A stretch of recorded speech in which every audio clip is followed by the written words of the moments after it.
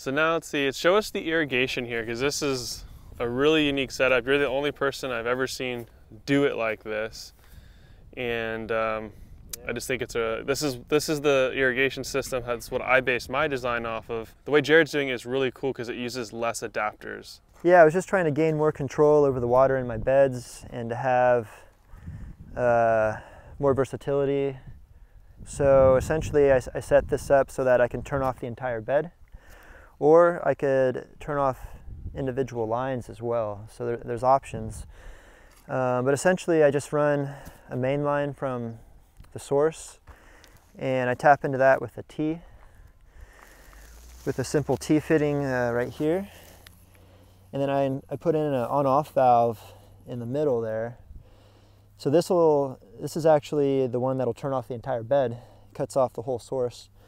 And then I bring it back out to another T here with an even larger elongated T system here that I then tap in to connect all the drip tape.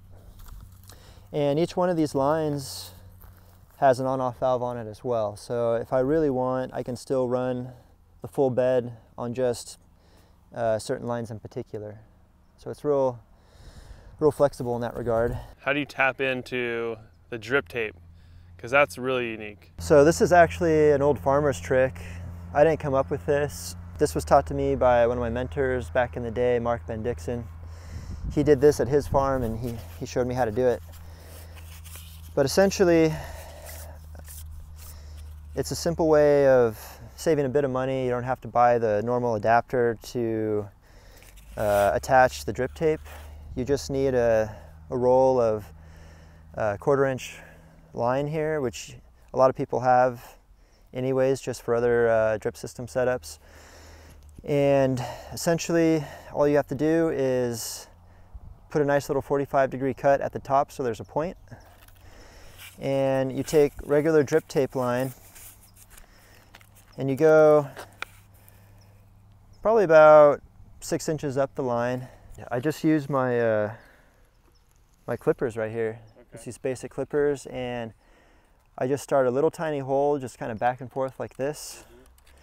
And once it's big enough to get the tip of this line in, I then shove it in and get it to where it's really just real snug right around the line. And if you cut it too much, it'll split and then it'll leak there. So you want to really make sure that it's snug.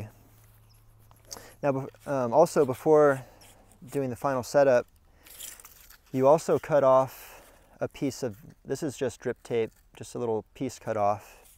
And that's going to be the sleeve that holds it all into place. So you put that on first, actually.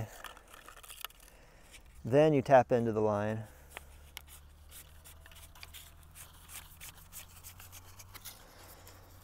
And then you fold it twice on itself.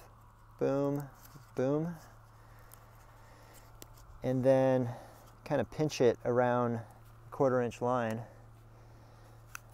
and slide up the sleeve. And that holds it into place.